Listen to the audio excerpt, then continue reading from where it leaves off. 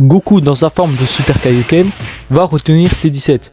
Bon là, vous voyez une auréole, mais on va dire qu'il n'y en a pas, vu que Goku n'est pas mort. Goku va donc faire jeu égal avec C17, le temps que Piccolo arrive. Goku avec son Super Kaioken x2 multiplie sa puissance de base par 100. C17 du futur est moins fort que dans le présent, et Piccolo fusionné avec Kami sera donc un peu plus fort que C17.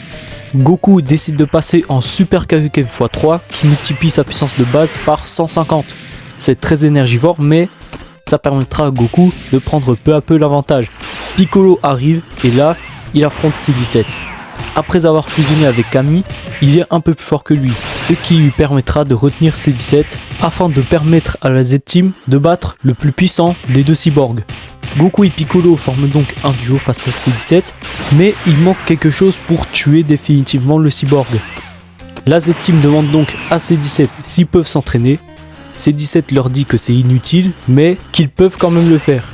Deux duos se sont formés pour la salle de l'esprit du temps. Goku a appris le Super Saiyan de grade 2 et de grade 3.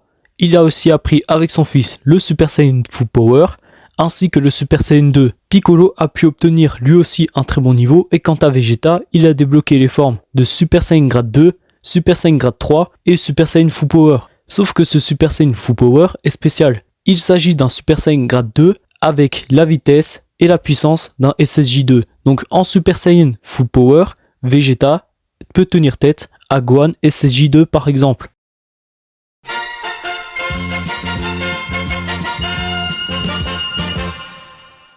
Notre Z-Team est prête à affronter les cyborgs. Il les démonte et les tue carrément. Sauf qu'un autre androïde arrive, Cell. Il absorbe C17 et C18 et atteint sa forme parfaite.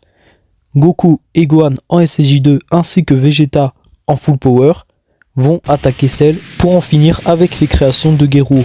Dans ce combat final, Gohan va être le premier à affronter Cell. Gohan a un peu l'avantage, mais ce n'est pas suffisant pour le tuer. Alors Vegeta s'interpose et décide de se transformer en Super Saiyan Full Power pour pouvoir battre Cell une bonne fois pour toutes. Comme vous pouvez le constater, Vegeta en Super Saiyan Full Power joue littéralement avec Cell. Cela va énerver le cyborg insecte qui décide de passer aux choses sérieuses. Et là, Cell va se transformer en Super Perfect Cell, mais Vegeta avec son Final Flash va réussir à contrer son Kamehameha, ce qui va rendre le combat beaucoup plus facile pour la Z-Team. Piccolo arrive pour aider malgré sa puissance inférieure à celle de Super Perfect Cell. Alors Goku décide de se transformer en Super Saiyan 2 et deux affrontements de Kamehameha auront lieu. Le premier duel sera remporté par Goku, mais Cell va survivre. Mais dans le deuxième duel, Goku va l'emporter une fois de plus, mais cette fois-ci, Cell sera vaincu une bonne fois pour toutes. Les cyborgs sont anéantis, la Z-Team reprend une vie normale. 7 ans plus tard, Trunks a grandi.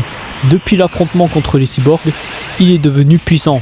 Sauf qu'il n'a pas encore le Super Saiyan. C'est pour ça que son maître, Son Gohan, va l'entraîner. Bon, comme vous le constatez, Son Gohan n'a qu'un bras. Mais dans notre What If, il a gardé ses deux bras. Cependant, il a toujours gardé sa cicatrice due à son affrontement contre les cyborgs. Dans ce scénario, il n'y a pas Goten. Notre duo de Saiyan sera donc Gohan et Trunks. Durant la période de paix, Gohan entraîne Trunks, car qui sait, une nouvelle menace peut émerger à tout moment.